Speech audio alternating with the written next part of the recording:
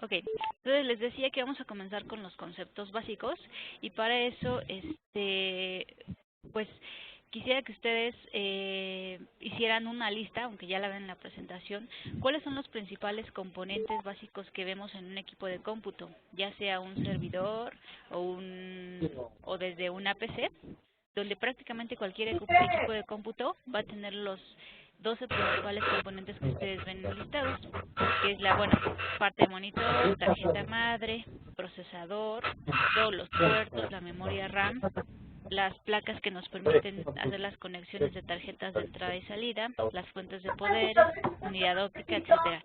Sin embargo, de todos estos componentes, existen 4 componentes principales que ahorita vamos a ver, que son los que siempre nos van a ayudar a integrar una solución. Pero antes de ver la función de esos 4 componentes principales, quisiera hacer unos diferenciadores aquí, alineando cuál es la parte de una PC o a qué está enfocado una PC y a qué está enfocado un servidor.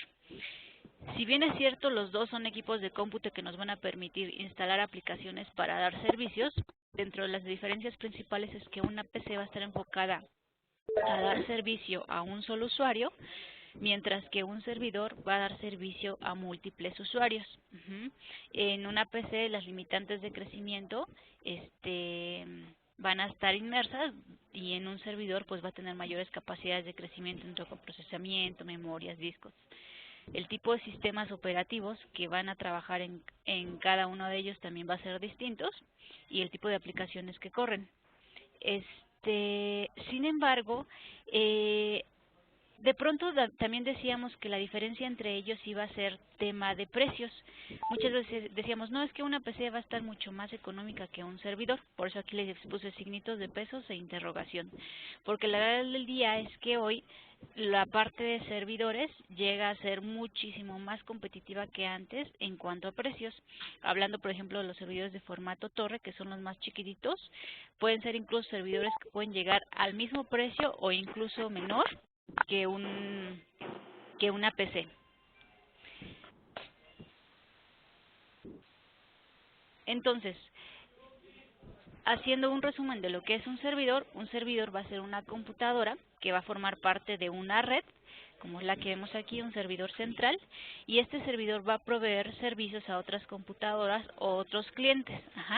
Por ejemplo, puede ser una PDA, una tableta, una PC, etcétera. El servidor vemos que va a estar dando servicio a múltiples componentes. Entonces, de los componentes iniciales, decíamos que los equipos van a tener 4 principales. Igual, hablando desde una PC hasta un servidor. Estos 4 componentes principales, ¿cuáles van a ser? El procesador, la memoria RAM, los discos duros y las entradas y salidas. El procesador va a ser el funcionamiento tal cual como el cerebro de nuestro cuerpo. Cada uno de nosotros como seres humanos tenemos diferentes aptitudes. A veces unos son más hábiles para las matemáticas, otros para las ramas de ciencias sociales y así. En el caso de los procesadores de los servidores, los procesadores también van a estar tendiendo hacia ciertas soluciones. Ciertos procesadores van a estar enfocados más hacia ciertas soluciones más pequeñitas y otros procesadores hacia soluciones más robustas que requieran precisamente más procesamiento. Entonces el procesador va a ser ese cerebrito que nos va a permitir hacer esas tareitas de forma adecuada. Otro componente principal es la memoria RAM. La memoria RAM, supongo que todos vieron la película de Nemo donde salía la pececita Dory. La memoria RAM dentro de los servidores es como una Dory. ¿Por qué? Va a ser un almacenamiento como un tipo disco duro, pero de capacidades menores. Sin embargo, va a ser muchísimo más veloz. ¿Pero por qué se asimila a Dory? Porque va a ser una memoria de corto plazo. ¿Qué quiere decir? Por ejemplo, ahorita la presentación que estamos viendo está utilizando memoria RAM de mi computadora. En el momento que yo cierre la presentación, este espacio dentro de la memoria RAM se va a liberar, es decir, que esa Dory se va a olvidar de la presentación que ahorita estamos trabajando. En el caso de los discos duros se asimilaría como a nuestro estómago. Es decir, igual cada uno de nosotros tenemos distintas habilidades para comer, ¿no? Cada quien tiene distintas capacidades. Los discos duros dentro de los servidores también van a tener distintas capacidades y de acuerdo ahí que cada uno pueda comer más o menos información. La diferencia entre un servidor y nosotros, pues básicamente es que el servidor podría seguir comiendo y comiendo y comiendo, porque incluso si su estomaguito o su capacidad de discos duros internos se llenara, podríamos comprarle una cajita externa de almacenamiento, que vamos a ver más adelante, donde podríamos seguir llenando de información a ese servidor. Y lo que tiene que ver con entradas y salidas, que va a ser todos los puertos que nos permitan tener esa conversación entre el servidor y el exterior, hablando de tarjetas de red, tarjetas de fibra, puertos USB y todos los componentes que nos permitan tener esa comunicación con el exterior. Hay otro componente o otro concepto más bien que ustedes siempre que dimensionen un equipo de cómputo van a escuchar, que son los arreglos de discos. ¿Qué es un arreglo de discos? Un arreglo de discos, en concepto muy básico, es la forma en cómo nosotros vamos a ordenar o poner en conjunto un grupo de discos duros, de tal forma que la parte de rendimiento, velocidad e incluso tolerancia a fallas sea mejor. Es como un arreglo de discos, imagínense que es como si fuera, si ustedes fueran a una biblioteca. En una biblioteca todos los libros están ordenados de acuerdo a sus ramas, por ejemplo, la rama de ciencias sociales, matemáticas, etcétera. Y entonces ustedes saben a qué pasillo ir a buscar la información correcta. El concepto de arreglos de discos dentro de los servidores es muy similar. Es ordenar la información de tal forma que al ir a buscarla sea muchísimo más fácil.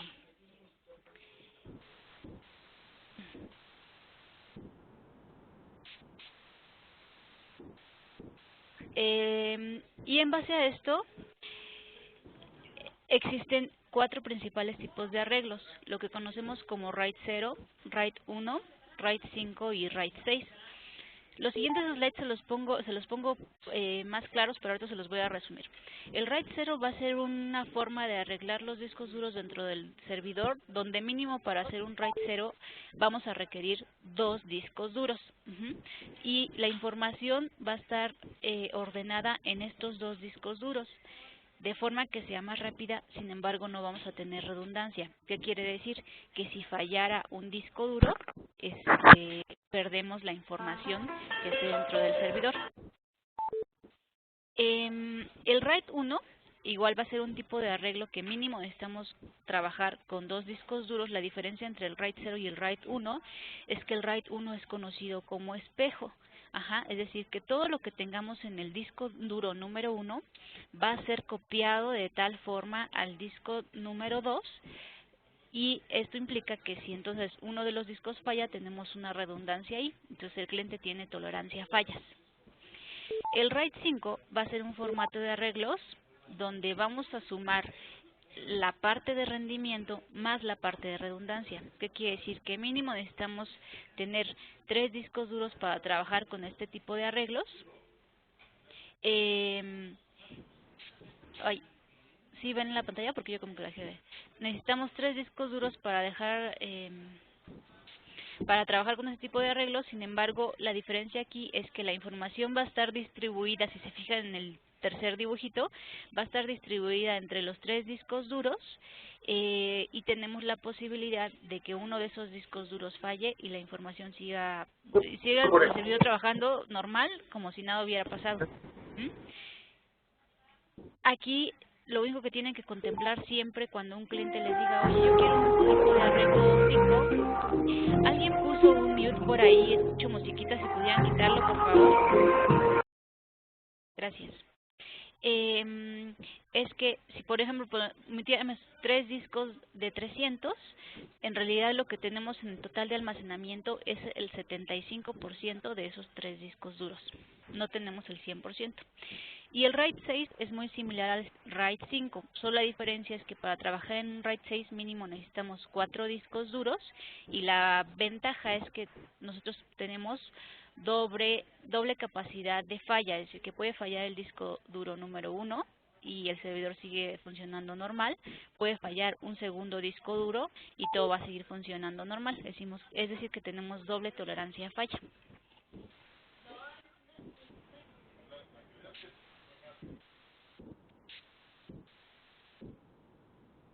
Esta presentación se las vamos a compartir terminando la sesión y aquí, bueno, lo que les expliqué en los RAIDs está definido, pero me voy a pasar a los siguientes conceptos. Entonces, una vez que ya vimos cuáles son las diferencias entre un servidor y una PC, cuáles son los 4 principales componentes que debemos de contemplar para dimensionar un servidor, también debemos de tener claros que pues los servidores, como decíamos al inicio, están enfocados para distintas actividades y en base ahí que se determine, por ejemplo, el tipo de procesador que pueden utilizar. Entonces, ¿cuáles pueden ser esos tipos de aplicaciones que se pueden estar montando en un servidor? Por ejemplo, un servidor de base de datos, un servidor de impresión, un servidor de correo, un servidor de seguridad, de business intelligence o aplicaciones particulares, ¿no? Entonces, hay 6 puntos importantes que esto sería como su guía que ustedes deben de contemplar siempre que se vaya a dimensionar un servidor. Son como que las 6 preguntas que siempre deben de hacer a los clientes. Y la primera de ellas tiene que ser, ¿qué tipo de aplicación vas a estar montando o para qué vas a estar utilizando ese servidor? La segunda es, ¿cuántos usuarios van a tener acceso o van a estar dando ese servidor, a cuántos usuarios va a estar dando servicio? Esto es muy importante porque no es lo mismo ofrecer un servidor que dé servicio para 50 usuarios que para 500 usuarios. La tercera pregunta es, ¿cuál es el nivel de crecimiento que se va a tener? Esto también es muy importante porque si de pronto no preguntamos eso y ahorita dimensionamos un servidor para 100 usuarios y el cliente no nos dijo el pequeño detalle que de aquí a 3 años van a ser 1000, entonces pues no va a tener las capacidades de crecimiento. El tamaño de información, es decir, es importante preguntarle al cliente también cuánta es la información que se va a estar almacenando en ese servidor. Lo que veíamos al inicio, que sería como el tamaño de la pancita del servidor. Tenemos que dimensionar cuántos discos duros requerimos para la aplicación que estemos montando. El sistema operativo que se va a correr dentro del servidor. Y otra que es muy simple, pero es importante preguntar, es qué tipo de formato va a ser el equipo. Si va a ser en formato torre, si va a ser en formato rack o tipo blade, porque en base a eso pues pueden cambiar las características. Ahora, ahorita vimos los conceptos básicos en cuanto a servidores. Ahora vamos a ver los conceptos básicos en cuanto a almacenamiento. En cuanto a almacenamiento, siempre vamos a escuchar básicamente estas 3 palabras, DAS, NAS y SAN. ¿Pero qué significa una solución de almacenamiento DAS, NAS o SAN? DAS va a ser un almacenamiento tipo directo, es decir, sus siglas significan Direct Attached Storage. ¿Qué significa? Que va a ser una conexión directa con el servidor. Una DAS podría ser casi desde la USB que le conectamos a nuestra PC o a nuestra laptop, o el disco duro externo. Un segundo.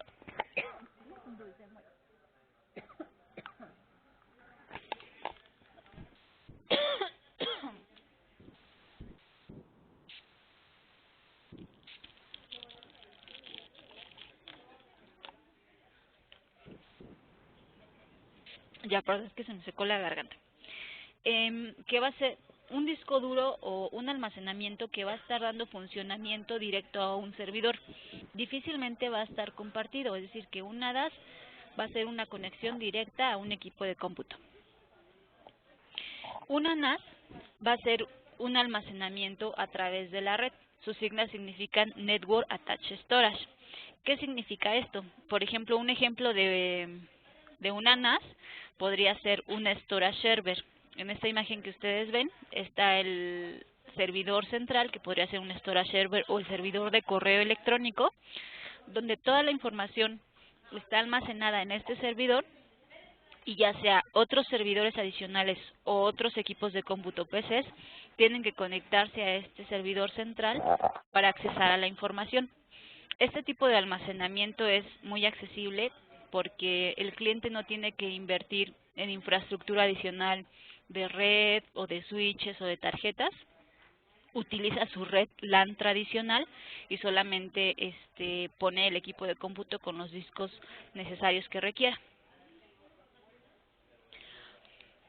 Y existe otro concepto que se llama SAN, Storage Area Network. SAN, ¿cuál es la diferencia entre una SAN y una NAS? La SAN también va a ser una solución de almacenamiento, sin embargo, como su nombre lo indica, va a estar en una área particular, Storage Area Network. ¿Qué significa? Que el cliente siempre que implemente una SAN, va a requerir implementar un switch independiente para ese almacenamiento, tarjetas independientes para ese almacenamiento. Vámonos al dibujito de adelante para que vean cómo es. Donde si fijan, por ejemplo, en este dibujito, tenemos la LAN tradicional, ¿no? Todos los equipos de cómputo conectados a la LAN, los servidores que pueden tener distintas aplicaciones conectados igual a la LAN, pero se crea una red independiente que puede ser, por ejemplo, de fibra o 10 gigabit Ethernet. Quiere decir que a estos servidores, aparte de tener su tarjeta de Ethernet, le podríamos poner su tarjeta de fibra o 10 gigabit Ethernet y se va a conectar a una red independiente, es decir que aquí va a haber otro switch solamente de fibra y el almacenamiento conectado a fibra. ¿Qué quiere decir? Que de aquí para abajo es una red independiente de almacenamiento. No todos los usuarios que están acá arriba pueden accesar a esta red de almacenamiento. La ventaja con una SAN es que existe mayor seguridad, existe mayor velocidad para acceso a la información. La desventaja de pronto podría ser que puede ser más costosa que otro tipo de soluciones de almacenamiento porque pues ya vimos que requiere poner toda una infraestructura de switches y almacenamientos, tarjetas independientes. Ahora, hay otro concepto que prácticamente ya todos dominamos, que es el tema de virtualización. ¿Qué significa la virtualización? Virtualizar es el particionar un servidor físico en varias instancias virtuales. Un ejemplo como que muy similar a esto podría ser, por ejemplo, cuando nosotros instalamos el Office en nuestra máquina, tenemos la aplicación de Word, ¿no? Word, ustedes a lo mejor tienen 20 archivos de Word en su computadora. Esos 20 archivos de Word, cuando los están, si los tienen cerrados, solamente están utilizando la parte del almacenamiento de su máquina. Sin embargo, si abren uno o dos, empieza ya a utilizar recursos adicionales como procesamiento, memoria, no solamente el almacenamiento. La virtualización es similar. Se utiliza un servidor o varios servidores físicos, donde va a ser la suma de recursos de procesamiento, memoria, redes, y de ahí empieza a dividir de forma virtual los servidores que vamos a estar instalando. La razón de por qué se inventó la virtualización es para que los clientes aprovecharan al 100% sus recursos, pues porque de pronto tenían 5 servidores, los cuales unos estaban siendo desaprovechados y otros estaban siendo subutilizados. Y hay un concepto nuevo que se está utilizando ahora, que es Virtual SAN. ¿Qué es Virtual SAN?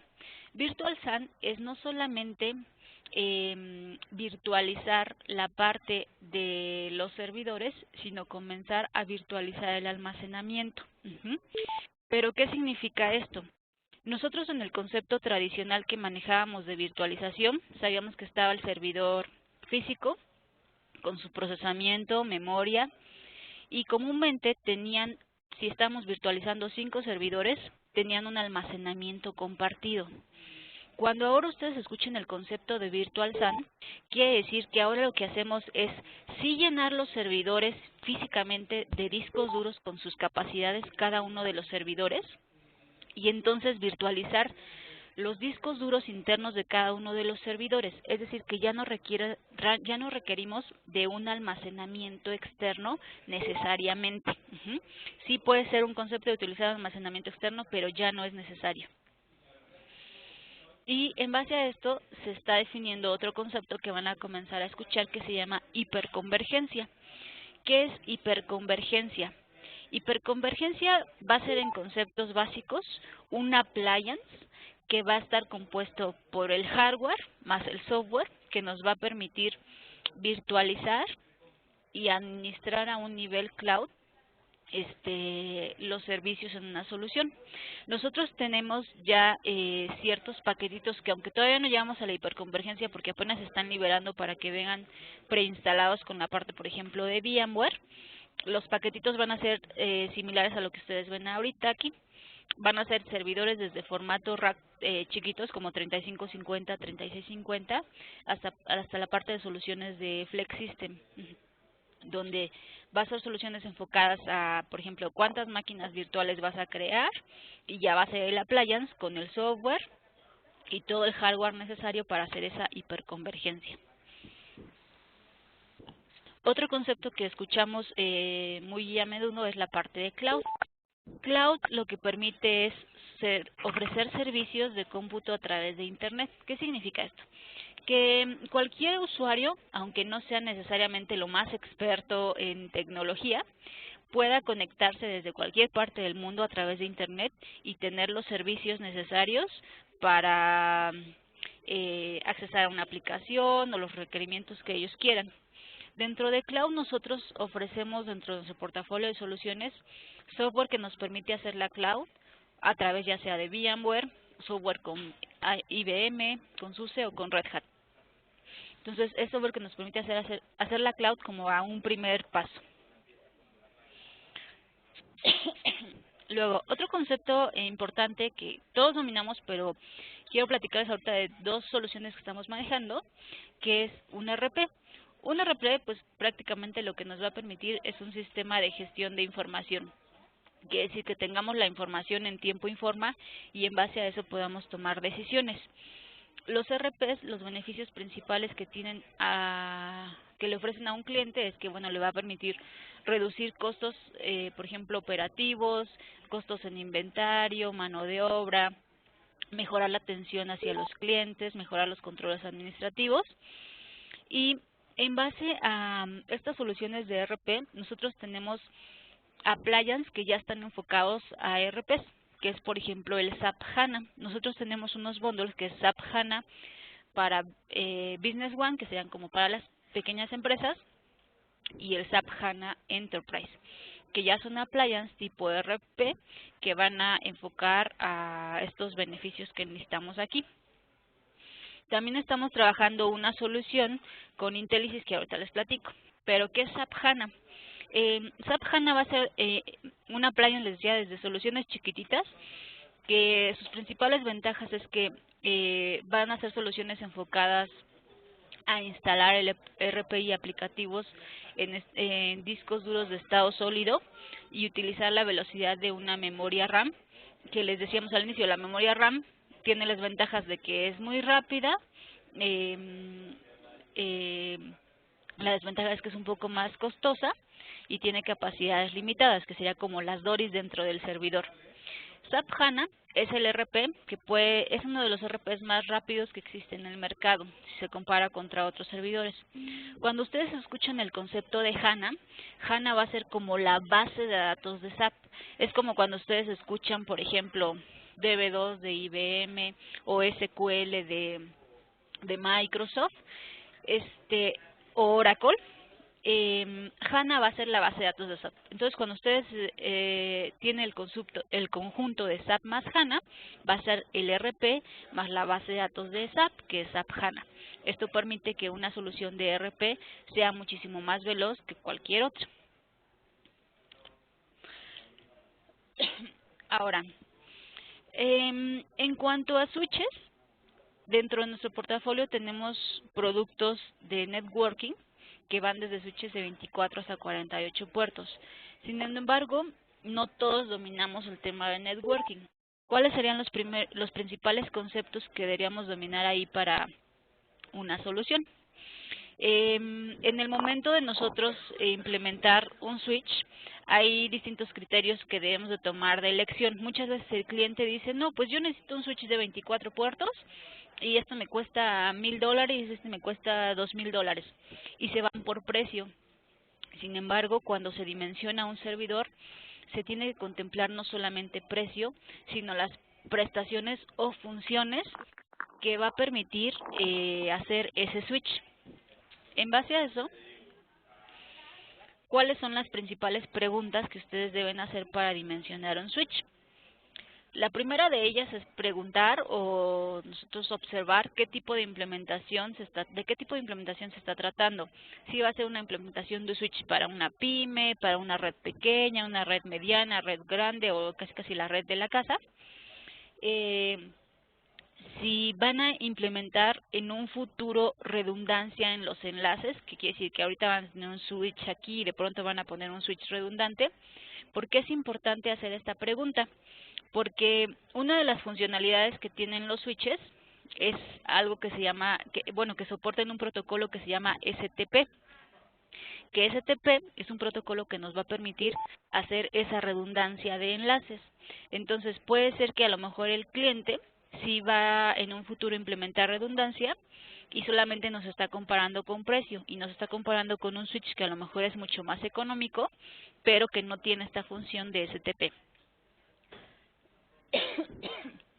Otra pregunta importante es preguntarle al cliente si en algún momento va a requerir la implementación de VLANs, es decir, LANs virtuales. La mayoría de los clientes cuando están virtualizando servidores, ahora la parte de virtualización de almacenamiento, con lo de hiperconvergencia que les platicaba hace un momento, van a requerir tener soluciones de red, VLANs. Entonces también es importante saber si en algún momento lo van a implementar, porque también no todos los switches tienen la función de hacer VLANs.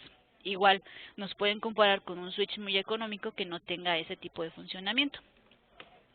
Y bueno, la pregunta más obvia es la cantidad de puertos, ¿no? Saber cuántos puertos está considerando el cliente para en base a eso dimensionar el switch con los puertos correctos. Otra pregunta que esta la repetimos en la parte de dimensionamiento de servidores, en la parte de dimensionamiento de almacenamiento y también en switching, es cuál va a ser su capacidad o su necesidad de crecimiento en los próximos 3 años. Porque así como los servidores los tenemos que dimensionar con la capacidad de procesamiento y memoria para crecimiento futuro, los switches también es necesario. Y por último, la última pregunta sería, ¿qué requerimientos de almacenamiento,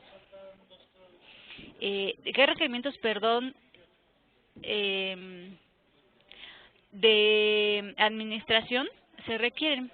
Todos los switches tienen una aplicación de administración, pero a veces esa aplicación de administración es recortada, nada más te permite monitorear ciertas cosas. Pero algunos clientes, por ejemplo, ya cuando van a trabajar con VLANs, o van a tener redundancia en switches, etcétera, requieren una administración un poco más avanzada. Esto es importante también saber si los switches con la aplicación que tienen base permite esta administración o es necesario agregar un software adicional. Entonces estas serían las 6 preguntas principales para el tema de dimensionamiento de switching. Este slide se los pongo para que tengan los conceptos los claves básicas de cómo detectar las características de nuestros switches. Todos nuestros switches van a empezar con una G, que significa que son equipos green, es decir, que son eficientes en energía. Y luego van a tener 4 dígitos. Los cuatro dígitos, el primero de ellos va a representar, si tiene un dígito 7, por ejemplo G7, quiere decir que ese switch solamente llega a la capa 2. Si tiene un 8, por ejemplo estos G8, quiere decir que llega a capa 2 y 3 de switching. Los siguientes dígitos, si es por ejemplo un 0, por aquí está G8, tiene 8, 0, si es un 0, si es un 3, si es un 2. Si es un 0 quiere decir que el switch trabaja a 1 gigabit o 10 gigabits. Si es un 1 quiere decir que solamente trabaja a 10 GB. Si es un 2, como en este caso de acá, quiere decir que trabaja a 40, a 10 o 40 GB. Y si es un 3, quiere decir que este switch solamente trabaja a 40 GB. Buenos días. Buenos días. Y los últimos numeritos nos van a indicar la cantidad de puertos. Entonces, prácticamente es los conceptos básicos que les quería presentar el día de hoy, que estos les van a servir de base, les decía, para las siguientes sesiones. Sobre todo hoy vimos conceptos importantes que van a ustedes estar viendo, sobre todo ahorita con los clientes, principalmente lo que les hablaba de Virtual SAN, lo que es hiperconvergencia, la parte de cloud, la parte de RPs con SAP HANA. ¿Por qué es importante que dominen estos conceptos? Porque aunque ustedes de pronto detecten una oportunidad pequeñita de un par de servidores, es mucho mejor que vayan al cliente ofreciendo soluciones o conceptos de soluciones más que solo ofrecer el hardware. Entonces, prácticamente sería todo por mi parte. No sé si tengan dudas, si las quieren escribir aquí por el chat.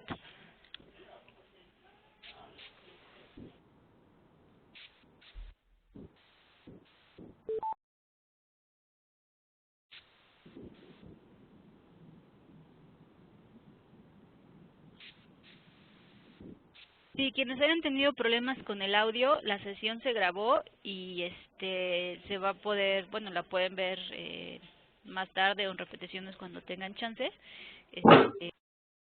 La sesión está grabada.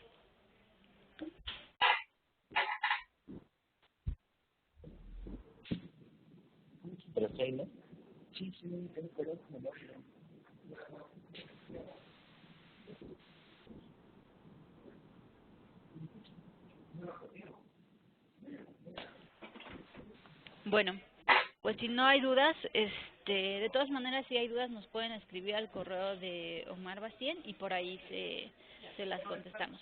Gracias, que tengan buen día.